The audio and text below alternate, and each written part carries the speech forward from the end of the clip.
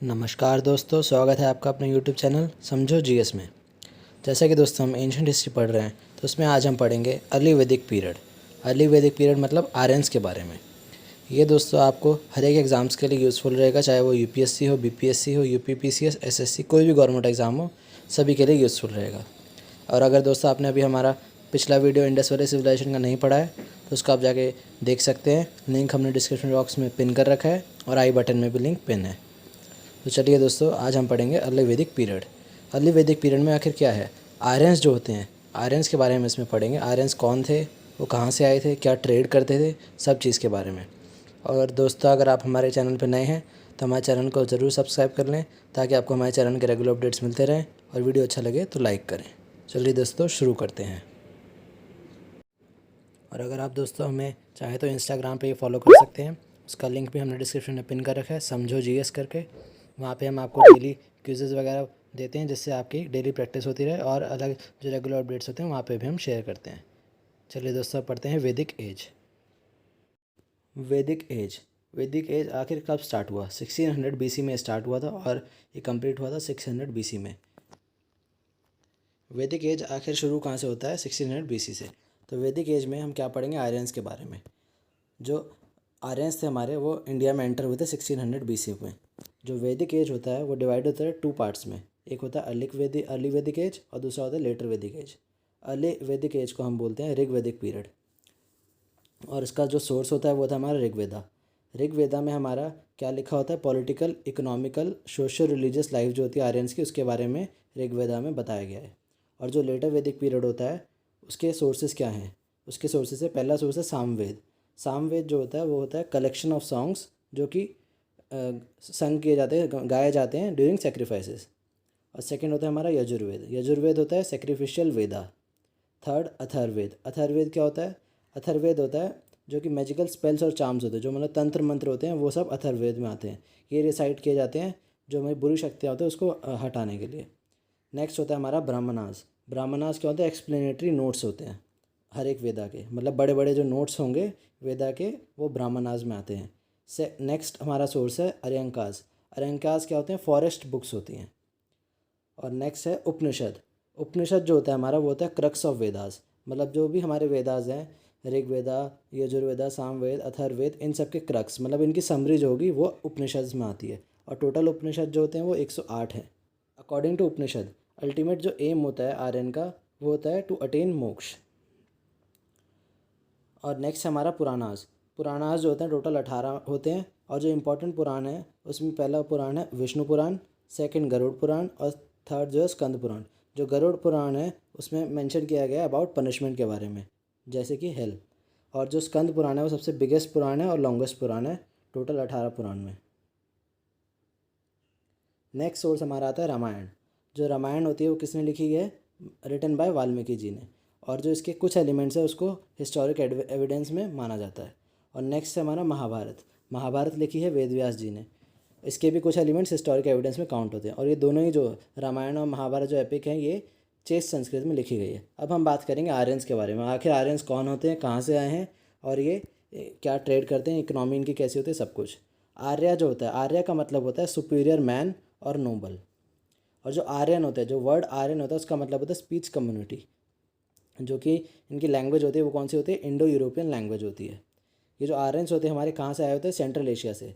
Central Asia में 5 country आती है, आपको ज्योग्राफी भी याद करा दे। कज़ाकिस्तान, किर्गिस्तान, ताजिकिस्तान, तुर्कमेनिस्तान और उज़्बेकिस्तान।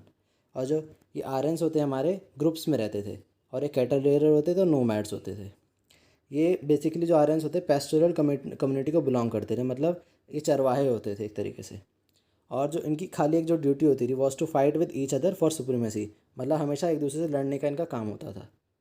और जो आर्यंस थे ये एंटर हुए थे India because they want grazing land, मतलब ये अपने जो इनकी कैटल होती थी उनके लिए ग्रेजिंग लैंड ढूंढने के लिए लोग इंडिया में आए थे। और जो इनकी कैटल होती है वो काफ़ी ज़्यादा उसे सेक्रेड मानते हैं, पवित्र मानते थे। They came to India with horses and iron. जो आर्यंस थे इंडिया कैसे आए थे? घोड़े पे आए थे और आयरन के साथ आए थे, लोहा लेके आए थे इंडिया में। जो आर्यंस थे हमारे एंटर्ड हुए थे इंडिया में और सेटल कहाँ हुए थे, सप्त सिंधु रीजन में। सप्त सिंधु रीजन वो होता है लैंड ऑफ 7 रिवर्स। कौन सी 7 रिवर्स? इंडस, रावी, चेनाब, ब्यास, झेलम, सतलुज, घाघर। और उस टाइम पे इंडस को कहा जाता था सिंधु, रावी को परुशनी, चेनाब को असिकनी, ब्यास को विपस, झेलम को वितस्ता, सतलुज शतुद्री और घाघर को सरस्वती। जो आर्यंस थे हमारे ये ग्रुप्स में आते थे, जैसे कि मैंने आपको बताया ग्रुप्स में आते थे। तो इनका पहला ग्रुप जैसे ए ग्रुप हो गया, फिर B group, C group, D group, E group, ये ऐसे ऐसे करके सेटल होते गए। और फिर जो बाद के इनके ग्रुप आए उनको हमने नाम दे दिया आई ग्रुप। तो जो आर्यंस थे आई ग्रुप वाले ये आए, तो ये इन्हीं में कौन से जो पहले वाले जो आर्यंस आ चुके थे उनसे इनकी मुलाकात हुई, उनसे मिले, तो उनका नाम था दासाज। ठीक है, उनका नाम था दासाज।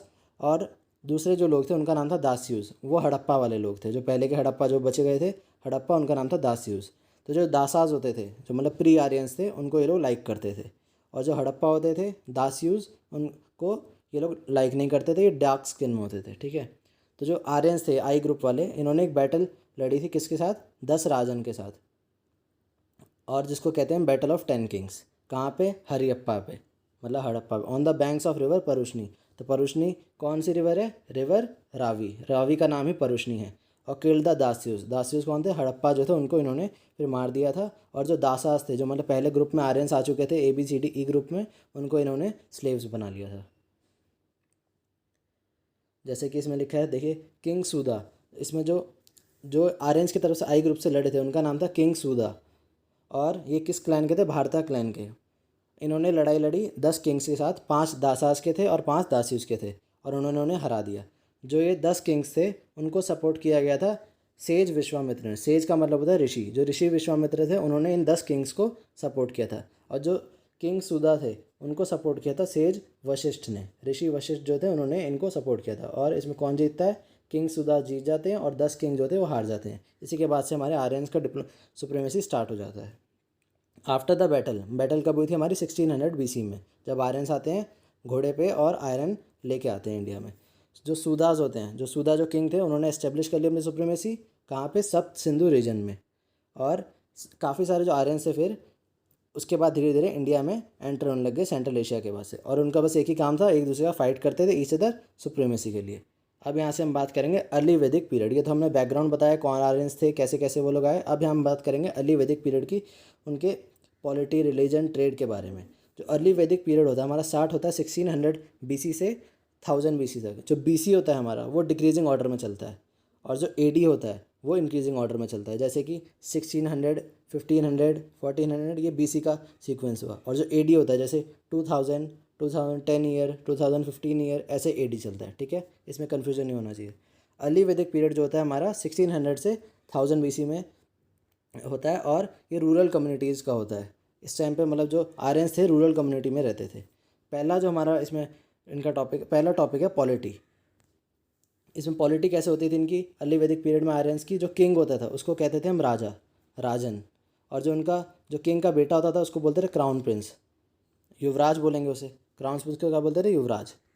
जो किंग होता था हेड होता था क्लैन का। क्लैन का मतलब होता है ट्राइबल ग्रुप। जो एक ट्राइब है वहाँ पे ग्रुप में रहते थे उनका हेड होता था राजा, किंग।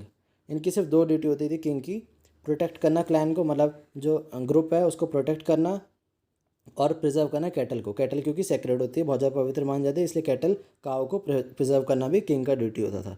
और जो पोजीशन होती थी कि राजा की वो हेरिडेटरी होती थी, मतलब राजा का बेटा राजा बनता था, ऐसा था। और प्रैक्टिस करता था राजा पॉलीगैमी, मतलब एक से ज़्यादा शादी कर सकता था राजा। और इसके पास लेकिन राजा के पास लिमिटेड पावर्स होती थी। तो आखिर पावर किसके पास होती थी? तो चलिए बताते हैं। नेक्स्ट होता है हमारा पुरोहित। जो पुरोहित होता है हमारा चीफ प्राइस्ट होता है क्लैन का। मतलब जो हमारा एक राज्य होगा उसका जो सबसे ज़्यादा मेन जो प्राइस्ट होगा वो पुरोहित होगा। और ये क्या करता था? इनका काम क्या होता था पुरोहित का? परफॉर्म करते थे sacrifices, ceremonies, rituals, prayers etcetera, ये सब इनका काम होता था। जो पुरोहित होता था इनके पास अनलिमिटेड पावर होती थी, राजा से भी ज़्यादा पावर पुरोहित के पास होती थी अर्ली वैदिक पीरियड में। और ये हमेशा राजा को अकम्प्लिश करते थे, मतलब जहाँ भी राजा जाएगा उसके साथ साथ पुरोहित जाते थे। तो ये बहुत ज़्यादा पावरफुल थे पुरोहित। नेक्स्ट हमारे सेनानी या सेनापति। जो सेनानी या सेनापति होते वो कौन थे? हेड होते थे आर्मी के। जो आर्मी होती थी राजा की उसका जो हेड होगा वो सेनानी होता था, और इनको दूसरे नाम से है कमांडर इन चीफ। इनका काम होता था रिक्रूट करना और ट्रेन करना सोल्जर्स को, मतलब सोल्जर्स जहाँ से ला सके उनको रिक्रूट करें और उनको ट्रेन करें आर्मी में अच्छे से, ताकि वो परफॉर्म कर सके। जो सेनानी और सेनापति होते थे इनके 3 विंग्स होते थे वॉरफेयर के लिए। तो पहला जो होता था कैवलरी, कैवलरी मतलब हॉर्सेस वाला, जो मतलब घुड़सवार हो गए वो लोग इसमें आते थे। सेकंड हो गया इन्फेंट्री, जो मतलब पैदल वाले आर्मी थे वो लोग इसमें आते हैं। और चैरियट्स मतलब जो रथ वाले आर्मी के सोल्जर्स हो गए वो इसमें आते हैं। तो मेन जो होता था ना कैवलरी को प्रिपेयर करना होता था इसके लिए, घुड़सवारों को।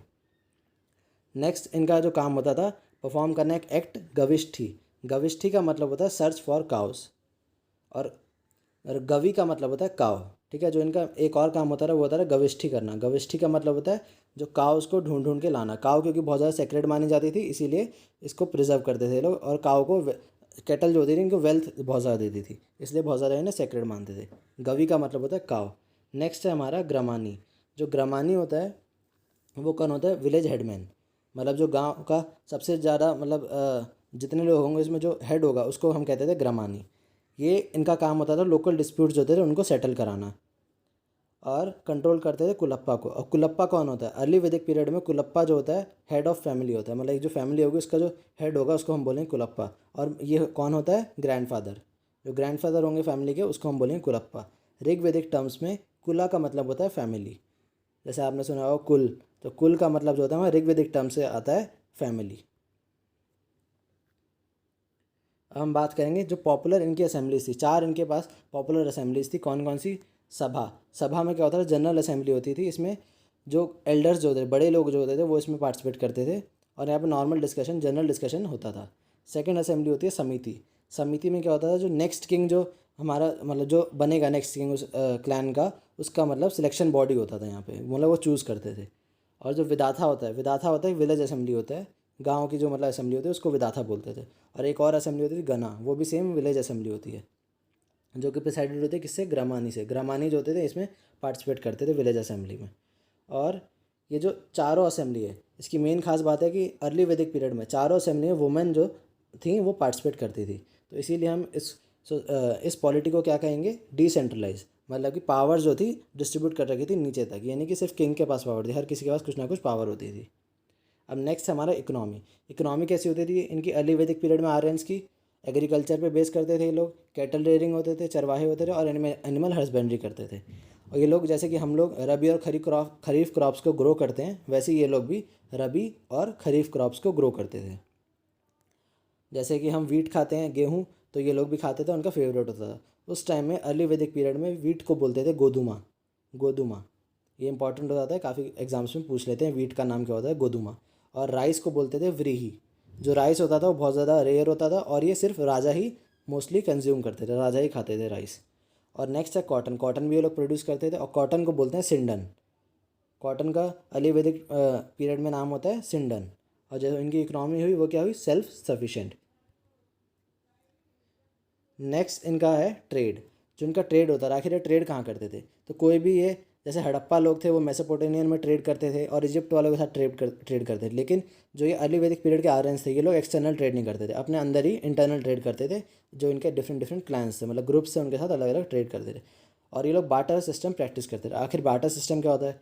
बार्टर सिस्टम वो होता है जैसे कि अगर हमने कोई सामान लिया, अगर हमारे पास कोई सामान है तो हम उस दूसरे पर्सन को वो सामान देंगे, तो वो हमें उस सामान के बदले दूसरा सामान देगा। जैसे कि हम आज की डेट में पैसे देते हैं, पैसे बदले के सामान लेते हैं, तो उस टाइम पे मनी इकोनॉमी नहीं होता था। आप एक सामान देंगे दूसरे आदमी को, वो आपको दूसरा सामान देगा, ऐसे इसको कहते हैं बार्टर सिस्टम। नेक्स्ट जो होता है इनका, जो लोग होते थे वहाँ के, वो एक वॉलंटरी ट्रिब्यूट देते थे, जिसका वॉलंटरी ट्रिब्यूट का मतलब होता है गिफ्ट। वो उसको कहते हैं बाली। अर्ली वैदिक पीरियड में वॉलंटरी ट्रिब्यूट को बोलते थे बाली। ये मतलब जो गिफ्ट होता था वॉलंटरी होता था, लोग मतलब किंग को देते थे गिफ्ट एक तरीके से। और जो कौन से लोग होते थे? जो लोग होते थे मतलब लॉयल होते थे किंग को, उनको बोलते हैं विश। ऑक्यूपेशन जो था हमारा वो सभी के लिए ओपन था। इसमें कोई मतलब वो नहीं था कि मतलब कौन इसमें ऑक्यूपेशन में आएगा। कॉमन पीपल जो होते थे सब लोग इसमें पार्टिसिपेट कर सकते थे। तो इसीलिए इसकी जो इकोनॉमी हुई वो सेल्फ सफिशिएंट एंड फ्लरिशिंग। जो इनकी सोसाइटी होती है, इनकी सोसाइटी जो थी पेट्रियार्कल पैटर्न को फॉलो करती थी। कुलप्पा, जैसे मैंने बताया, कुलप्पा कौन होते? ग्रैंडफादर होते थे। जॉइंट फैमिली में ये लोग रहते थे। और इनकी जो क्लास थी वो डिवाइड होती थी 3 क्लासेस में। पहला होता था प्राइसली क्लास, मतलब ब्राह्मण वगैरह जो इसमें आते हैं, ये पुरोहित वगैरह इसमें आ जाते थे। प्राइसली क्लास पुरोहित वगैरह, ब्राह्मण है पुरोहित। सेकंड हुआ हमारा वॉरियर्स। वॉरियर्स जो होते थे मतलब आर्मी वगैरह में जो पार्टिसिपेट करते थे, ये लोग वॉरियर में आ गए, राजा लोग और ये सब। कॉमन पीपल जो नॉर्मल जो लोग हैं एग्रीकल्चर वाले बेस पे काम करते थे, वो कॉमन पीपल हो गए। और जो ये क्लासेस थी हर किसी के लिए ओपन थी, किसी के लिए ऐसा नहीं था कि कोई भी हर एक काम कर सकता था। और जो ये लोग की मैरिज होती थी, मैरिज इनके में आर्यंस के में बहुत ज़्यादा सीक्रेट माना जाता था। ये लोग परफॉर्म करते थे पॉलीगैमी, एक से ज़्यादा शादी कर सकते थे, लेकिन उस टाइम पे नो पॉलीएंड्री होता था, कोई पॉलीएंड्री नहीं होता था। मोनोगैमी प्रैक्टिस करते थे, कोई चाइल्ड मैरिज नहीं होता था। और जो एज होता था मैरिज का, इन्होंने स्पेसिफाई कर रखा था, गर्ल्स के लिए 16 साल और बॉयज़ के लिए 17 ईयर्स। और जो विडो री मैरिज होता था वो कंपलसरी था। और उसमें भी एक उसमें पॉइंट था कि जो विडो होगी वो सिर्फ मैरी करेगी जो only the brother of dead husband, जो ब्रदर का जो डेड हस्बैंड होगा उसका जो ब्रदर होगा उसी से सिर्फ शादी कर सकती है जो विडो होगी। नेक्स्ट है हमारा डाउरी। डाउरी जैसे होता है हमारे आज की डेट में, वैसे उस टाइम पे भी इनके अर्ली वैदिक पीरियड में भी होता था। तो डाउरी को बोलते थे स्त्री दान, और जो कि वॉलेंट्री होता था, कंपलसरी नहीं होता था, वॉलेंट्री होता था। और ये सिर्फ पहली मैरिज में दिया जाता था। जैसे कि राजा जैसे अगर 2-3 शादी करेगा तो उसका ये मतलब नहीं कि उसे हर बार डाउरी मिलेगी। फर्स्ट जो मैरिज होगी उस टाइम पे ही डाउरी मिलता मतलब दिया जाता था। और डाउरी मतलब होता कैटल वेल्थ, कैटल ज़्यादा जिसके पास रहती उसके ज़्यादा वेल्थ रहता था। Given by the paternal side, जो पेटर्नल साइड होती थी इसमें ये वो लोग डाउरी देते थे। और जो स्लेव्स होते थे उस टाइम पे भी एग्जिस्टेड करते थे। और जो कौन कौन से स्लेव्स हो सकते हैं, जैसे जो परचेज़ किए गए या वॉर में अगर जो स्लेव्स बनाए गए उन सबको स्लेव्स कहते थे। और ज़्यादातर लेकिन वुमेन स्लेव्स यहाँ पे प्रेफर की जाती थी। एजुकेशन जो था हमारा ऑप्शनल था। एजुकेशन मतलब कोई कंपलसरी नहीं था, ऑप्शनल था, जिसको अब एजुकेशन करना है वो कर सकता था। उस टाइम पे प्राइवेट टीचर्स होते हैं जिनको गुरु कहते थे। और एजुकेशन किस चीज़ के लिए थे, बेसिक डिसिप्लिन की इनको एजुकेशन दी जाती थी आर्यंस को। पोजीशन ऑफ वुमेन जो था काफ़ी अच्छा था। और ऑक्यूपेशन जो था हर किसी को ओपन था, जैसे मैंने पहले बताया आपको ऑक्यूपेशन हर किसी को ओपन है। और प्रोस्टिट्यूशन जो होता है वो एग्जिस्टेड करता था, वॉलंटरी बेस पे था। तो इनकी सोसाइटी हुई कैसी सोसाइटी हुई इनकी, एगलिटेरियन सोसाइटी। नेक्स्ट जो इनका हमारा वो है फीचर, इनके बारे में रिलीजन। अर्ली वैदिक पीरियड में आखिर ये कौन से रिलीजन को फॉलो करते थे तो उसके बारे में आगे जानते हैं। ऋग्वेदा जो है इन्होंने ऋग्वेदा जो था उसमें ऋग्वेदा मेंशन कर रखा है 33 गॉड्स हैं। और जो इनके चीफ गॉड थे अर्ली वैदिक पीरियड में आर्यंस के, वो थे इंद्र। इंद्र जो होते हैं रेन के लिए माने जाते हैं। और ऋग्वेदा में 250 हाइम्स मतलब 250 मंत्र जो इनको डेडिकेटेड किए गए हैं। और जो इंद्र का मतलब होता है पुरानधार, डिस्ट्रॉयर ऑफ फोर्ट्स। भगवान इंद्र किस लिए पुरानधार, डिस्ट्रॉयर ऑफ फोर्ट्स। फिर है अग्नि, अग्नि का मतलब होता है fire. In the Rigveda 200 hymns मतलब 200 मंत्र इनको डेडिकेटेड किए गए हैं ऋग्वेदा में अग्नि को। नेक्स्ट जो होते हैं वायु, वायु का होता है विंड से। सूर्य, सन, वरुण, वाटर, चंद्र, मून। और रुद्रा भी होते थे उनको कहते हैं शिवा। प्रजापति, ब्रह्मा। पुषान जो होते हैं जैसे कैटल, कैटल बहुत ज़्यादा सीक्रेट माने जाती थी। मारुत्स, स्टॉर्म। सोम जो होते थे उनको कहते थे प्लांट्स। जो सोम जो होते थे कहाँ पे रिसाइड करते थे, हेमवंत, हिमालय में काफ़ी ज़्यादा मतलब प्लांट्स होते थे, इसलिए वहाँ पे इसमें लिखा गया है ऋग्वेदा में सोम जो होते थे कहाँ रिसाइड करते थे, हेमवंत में। ऋग्वेदा में जो 9 मंडल है, मतलब मंडल का मतलब होता है वॉल्यूम, जो 9th वॉल्यूम है पूरा ऋग्वेदा में डेडिकेटेड किया गया है सोम को। उस टाइम पे अर्ली वैदिक पीरियड में जो आर्यंस होते थे कोई इमेज वर्शिप नहीं करते थे।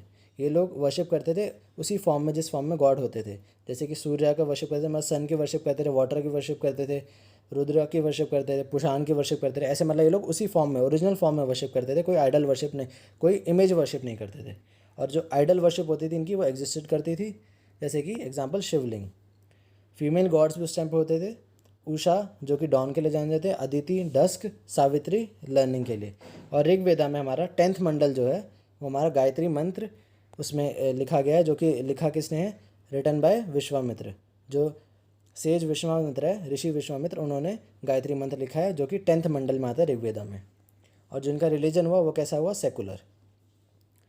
तो इसी के साथ दोस्तों ये अर्ली वैदिक पीरियड हमारा कंप्लीट होता है। अब हम नेक्स्ट क्लास में पढ़ेंगे लेटर वैदिक पीरियड, जिसमें हम बताएंगे आपको कि आर्यंस ने कैसे मतलब कि उसमें उनका गोत्र उसमें आया, उन्होंने कैसे कैसे ट्रेड किया, कैसे उनकी इकोनॉमी बिल्ट हुई, ये सब। और उन्होंने कौन सी सिटीज़ को डेवलप किया, ये सब हम नेक्स्ट क्लास में पढ़ेंगे। अगर दोस्तों आपको हमारा ये वीडियो पसंद आया हो तो ज़रूर लाइक करें और चैनल को सब्सक्राइब करें ताकि आपको रेगुलर अपडेट्स मिलते रहें।